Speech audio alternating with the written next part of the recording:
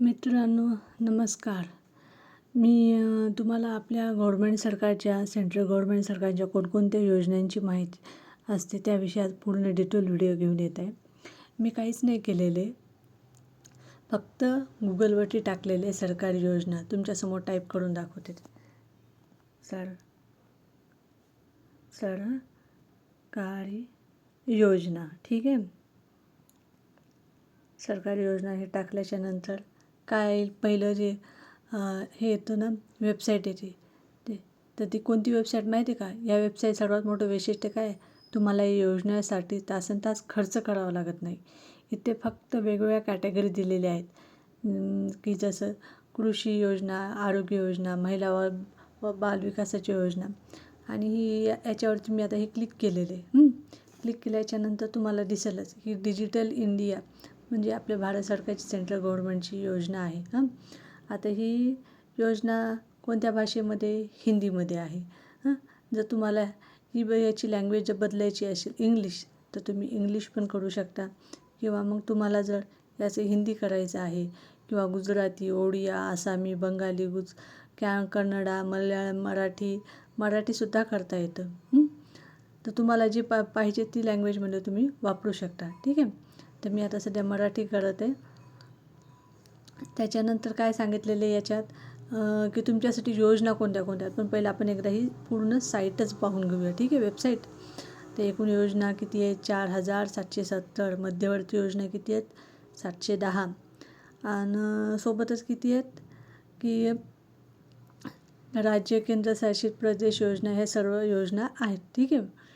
आणि सोबतच आधारित योजना कोणकोणत्या आहेत, म्हणजे समजा कृषी, ग्रामीण, पर्यावरण यांच्यासाठी कोणत्या योजना आहेत, तसेच बँकिंग, वित्तीय सेवा आणि विमा यांच्यासाठी कोणत्या कोणत्या योजना आहेत, याविषयी सगळी माहिती आहे ती, ठीक आहे. त्याच्यानंतर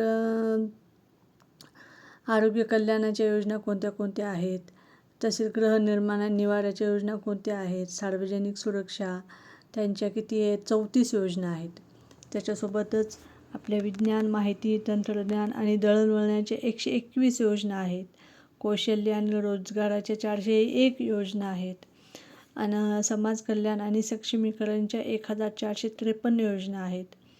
खेळ आणि संस्कृतीच्या 280 योजना आहेत.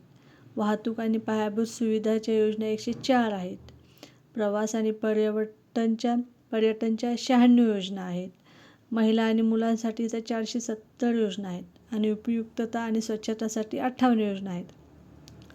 तर अर्ज करण्यासाठी काहीच नाही दिलेले याच्यात, सगळं असं स्टेप वाईज सांगितलेले. अर्ज करण्यासाठी तुम्हाला काय करायचं आहे, कोणत्या सोप्या पायऱ्या याचा यूज करून तुम्ही पटकन फॉर्म भरू शकता. तर तपशील प्रविष्ट करायचं म्हणजे आपली सगळी माहिती द्यायची त्याच्यावरती, म्हणजे इथं दिलेल्या माहितीनुसार आपले नाव टाकायचं, आपलं एज काय आहे सगळं, त्याच्यानुसार तुम्हाला त्या योजना लागू होतील, ठीक आहे. त्याच्यानंतर ह्या योजनेविषयी मी तुम्हाला एक थोडक्यात सांगितलेले. तर मी माझं नेट ऑन करते, ठीक आहे. आता याच्यामध्ये काय सांगितलेले की तुमच्यासाठी कोणत्या योजना आहेत, म्हणजे PM, SW, OBC, SC, NTसाठी कोणत्या योजना असू शकतात. All India digital national scholarship portal scholarship कोणता आहे, इज नाव लाईव्ह ऑन उमंग, याच्यासाठी अप्लाय करू शकता. उत्तराखंडच्या असाल तर उत्तराखंड सरकारच्या काही स्कीम आहेत त्या तुम्ही घेऊ शकता. प्रधानमंत्री सुरक्षा विमा योजना आहेत, तुम्ही तुमचं हेल्थ इन्शुरन्स काढू शकता. पुन्हा NPS वात्सल्य स्कीम आहे. सोबतच प्राईम मिनिस्टर विद्यालक्ष्मी स्कीम आहे. हे झाले वाटते आपले. तर तुमच्यासाठी योजना शोधायच्या आहेत आता आपल्याला. तर तुम्हाला काय करावं लागेल, तुम्ही पुरुष आहात का स्त्री हे टाकावं लागेल. तर मी एक स्त्री आहे म्हणून टाकलं. आता माझं वय किती असेल, माझं वय मी टाकलं आहे 38, ठीक आहे. तुम्ही तुमचं वय तुमच्या मनाने किती पण टाकू शकता, असं काही नाही. म्हणजे जसं तुमचं वय, समजा तुमचं एखाद्याचं वय 10 वर्ष असेल, एखाद्याचं वय 25 असेल, एखाद्याचं वय 60 वर्ष असेल, त्याच्यानुसार. तर तुम्ही पुढे काय दिलेले, तुम्ही विवाहित आहात, कधी लग्न केले नाही का, घटस्फोटीस आहात, वेगळे केले का, विधवा आहात. तर मी काय आहे, विवाहित म्हणून टाकत आहे, ठीक आहे. त्याच्यासोबतच पुढे काय दिलेले, टिक केल्याच्यानंतर कृपया तुमचे राज्य निवडा. आता राज्य म्हणजे तुम्ही कोणत्या जिल्ह्यात राहता, राज्यात राहता सॉरी. आंध्र प्रदेश, अरुणाचल, आसाम, बिहार, छत्तीसगड, हरियाणा, कर्नाटक, मध्य प्रदेश. तर मी काय टाकणार महाराष्ट्र, कारण मी महाराष्ट्राची आहे. आणि सोबतच तुमचे राहण्याचे क्षेत्र निवडायचे. तुम्ही कुठले आहात, शहरी का ग्रामीण. तर तुम्ही ग्रामीण म्हणून टाकू शकता, नाही तर शहरी. मी ग्रामीण म्हणून टाकते. ठीक आहे. पुढे टिक केल्याच्यानंतर काय की तुमच्या सर्वोत्तम योजना शोधण्यात आम्हाला मदत करा.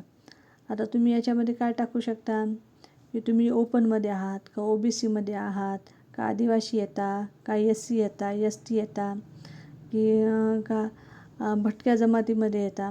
आपण SC टाकून पाहूया. ठीक आहे. SCमध्ये काय संविधान अनुसूचित जाती आदेश 1950 CO मध्ये परिभाषित केल्याप्रमाणे. तर आपण काय करूया, पुढील क्लिक करूया. अनुसूचित जाती ते केल्याप्रमाणे पुढे आता जाऊया. ठीक आहे. तुम्हाला स्वतःला अपंगत्व आहे का, होय किंवा नाही. तर मला आहे का, नाही. जर तुम्हाला असेल तर तुम्ही होय टाका, असेल तर, नसेल तर नाही म्हणून टाकू शकता.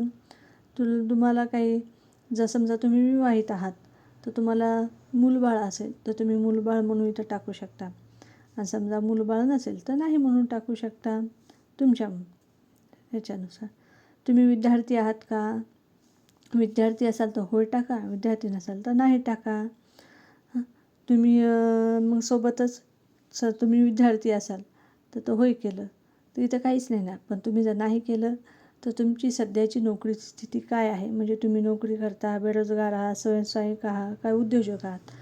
तर समजा तुम्ही जर नोकरी केली असती तर तुम्ही सध्या सरकारी कर्मचारी आहात का नाही याच्याविषयी माहिती भरायची असते. पण समजा तुम्ही जर बेरोजगार असाल तर तिथं काहीच ऑप्शन येणार नाही. आणि समजा जर तुम्ही उद्योजक असाल तर तिथं पण काहीच नाही. आपण काय टाकू, बेरोजगार टाकू. आजकाल सगळे बेरोजगारच आहेत. त्याच्यापुढं काय दिले, तुम्ही BPL प्रवर्गातील आहात का, बिलो पॉवर्टी लाईन. BPL म्हणजे असे गरिबी. तर समजा हो टाकलं तर तुमच्यापाशी तुम्ही खालीलपैकी कोणत्या स्थितीत आहात, का निराधार, दारिद्र्य की अत्यंत कष्ट का त्रासदायक. तुम्ही समजा हो टाकलं तर त्याच्यानुसार तुम्हाला स्कीम भेटतील. समजा तुम्ही नाही टाकलं त्याच्यानुसार. आणि समजा तुम्ही BPL प्रवर्गातील आहात का, समजा मी तर नाही टाकलं तर तिथे काय विचारलेले, तुमच्या कुटुंबाचे वार्षिक उत्पन्न किती आहे. तर आपल्याला काय टाकावं लागेल, आपण 1 लाख टाकूया. ठीक आहे. 1 लाख समजा टाकले. तर मग त्याच्या पुढे आपण सादर करावर क्लिक करू. आता तुम्हाला काय दिलेले त्यांनी की अचूक जुळणीसाठी तुम्ही शब्द कोट्समध्ये उदाहरणार्थ योजनेचे नाव लिहायचे. आम्हाला आढळले 6 तुमच्या प्राधान्यावर आधारित योजना. त्याच्यावर कोणत्या योजना आहेत. ANMDFCची शैक्षणिक कर्ज योजना म्हणजे अल्पसंख्याक समुदायातील देशांतर्गत अभ्यासक्रमासाठी 20 लाखापर्यंत तुम्हाला योजना. त्याच्यानंतर ANMDFC सूक्ष्म वित्त योजना. त्याच्यानंतर ANMDFCची विरासत कर्ज योजना. अल्पसंख्याक विद्यार्थ्यांसाठी मौलाना आझाद राष्ट्रीय शिष्यवृत्ती. बौद्ध तिबेटी कला आणि संस्कृतीच्या विकासासाठी आर्थिक सहाय्य योजना. शहरी वक्फ संपदा विकास योजना. ह्या खूप साऱ्या योजना आहेत. तर या योजनेविषयी ना मी एक माहिती काढून तुम्हाला सांगेल. पण आता सध्याच्याला हा व्हिडिओ खूप मोठा होत आहे. तर मी ह्या व्हिडिओपर्यंत तुम्हाला सांगितलेले. जर तुम्हाला याच्यावर काही डाऊट असतील तर मला कमेंटमध्ये जरूर कळवा. आणि माहिती भरता तुमच्या स्क्रीनवर तुमच्यासाठी लागू असणाऱ्या सर्व सरकारी योजनांची यादी येईल. तिथेच तुम्हाला योजनेचे फायदे आणि अर्जाची पद्धत देखील समजेल. तर मित्रांनो, आजच्या या वेबसाईटला भेट द्या आणि शासकीय योजनांचा लाभ घ्या. हा व्हिडिओ आवडला असेल तर लाईक करा, शेअर करा आणि आपल्या चॅनलला सबस्क्राईब करायला विसरू नका. धन्यवाद.